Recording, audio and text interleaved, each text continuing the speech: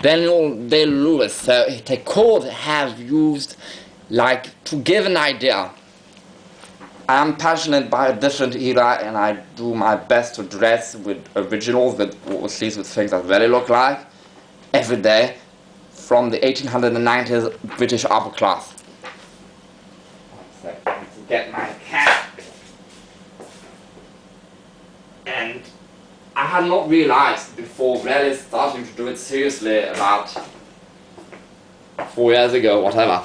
I had not realized how just impossible it is, or it is impossible to. My idea was upper class British 1890s, and not even precise to the point of I wanted 1896, but I already knew that was too precise, and most of the items are not dated anyhow, and it is then very hard to date them to a specific year. It is already hard sometimes to date them to a specific decade.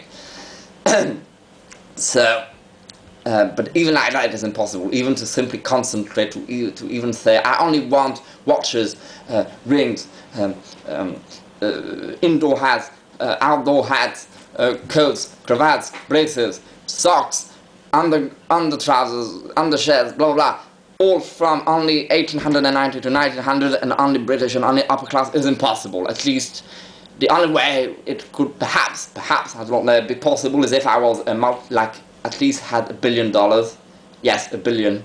I think you would require at least $500 million, literally, and employ other people like you. I mean, employ them full time, and literally go around the world, around the Western world, and even to some extent around the entire world, to search items, and then try to see if something that ended up being built in Africa actually was British made and from the 1890s and whatever. And it would take a huge amount of time, and honestly, it would be just a crazy operation that would demand so much money that it would be more realistic with $1 billion or even more than $500 million. So clearly not on my level, on a realistic, on a common sort of upper middle class Westerner that I am. It is just not physically available, the resources to you, even in the modern world, even with internet, which is everywhere, with eBay, with Amazon, even living in Dubai, which is connected to the Western world, and so you can actually have things delivered to you from the Western world. So you can do eBay in Dubai and have things delivered from you, like I do. Even then, so few items remain, and out of those so few items, so fewer even can fit, because again I am very, very tall for the 1890s England. Even for England and for other countries I'm even taller, and because England was one of the tallest countries there. And then so few that would fit in height will also fit a minimum in width, and then so few of those that also fit a minimum, it can't be perfect, but a minimum in height and a minimum in width, a minimum wearable, because I don't want to look like a tramp of the era or a poor person, so a minimum repairable, or and not just have the cloth all eaten by moths, and literally it would be 1-2 weeks and the back would split entirely in 2 halves. And then also a minimum of what I'm looking for, and not, oh great, this coat fits me and is more or less fits me. Obviously it cannot be like the tailor-made thing, even if it was tailor-made, because it was not tailor-made by me, for me.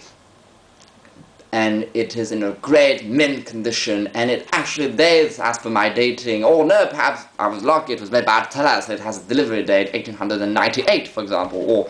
Or for example, a real example, there was a trouser that came with a waistcoat, I think, or was it only the trouser, and it was dated 1896, but it was American, not British. So some differences, because not as the principle, they were not made exactly the same, although when worn they looked practically exactly the same. And it fitted alright, it was the good fit, but obviously there was a problem. The problem was that the cloth would not have survived more than 6 months max. It was already all frayed at the knees, the fronts, the front of the thigh and the back seat. It was all frayed, and even the seller said it is better to as a collector's piece, to perhaps copy, to make reproductions rather than to wear, and she was right, and so I did not purchase it. So there are so many filters that have to pass through for a time period when so many things are available, and also so many people have those things but do not even know to have them because they have them in the back of the box, and then they know to have them but they do not even know what it is. There's some old doddering old fool grandmother with no eyes left that thinks it is 1940s, or she knows how old it is but does not realize the value.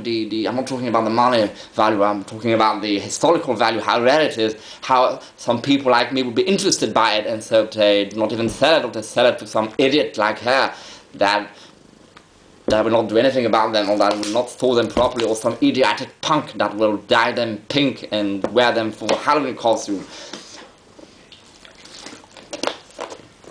And this is for the 1890s. So for the 1800 and I will not even do 40s like in the beginning, but even 1860s, it becomes even incredibly harder. I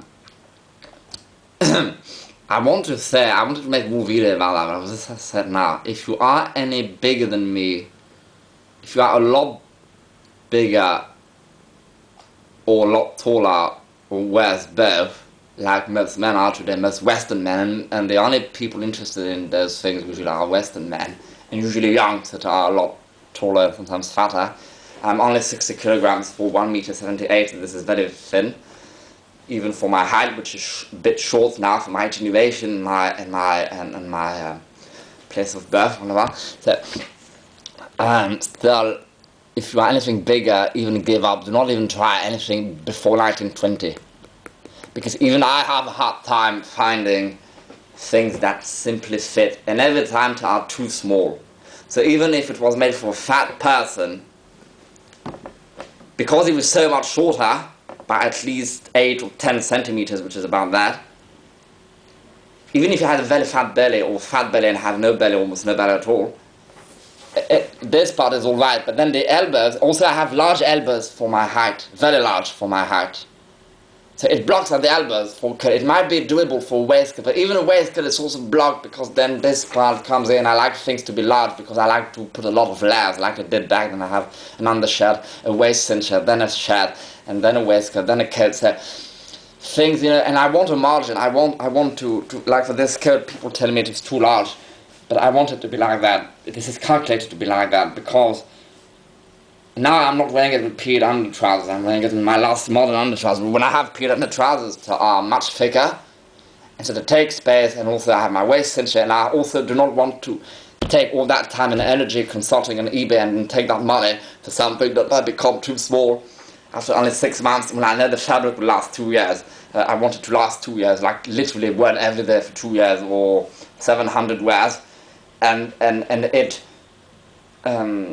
until the fabric dies. So I want it a bit too large, like they did back then, like a lot of people did back then, especially if they did not have that much money, like most people do not have that much, they would take it too large so they have more.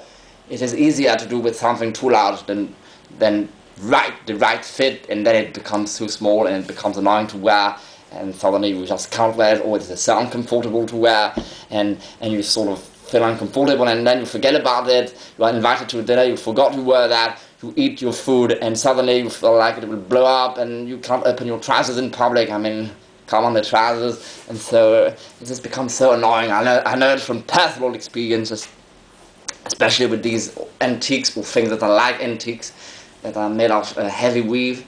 It is even more annoying than if it is a thinner weave like modern fabrics are. So for a movie, they could have said, commonly for the movie, it does not have to be worn every day in their actual lives, the actors, so they can make an effort. It is alright if it is too small or even very broken down, because they just add a few pins that can't even be repaired, but in the movie it will not show, because it would be like the underleg or whatever. So they could have cheated like that and used original pieces or things that were even older, but more likely things that were not that original, that were perhaps 20 to 50 years less old, i.e. up to the 1910s. And for example, for the waistcoats, for I think if they had taken experts like myself, which they did anyhow, because it is very accurate,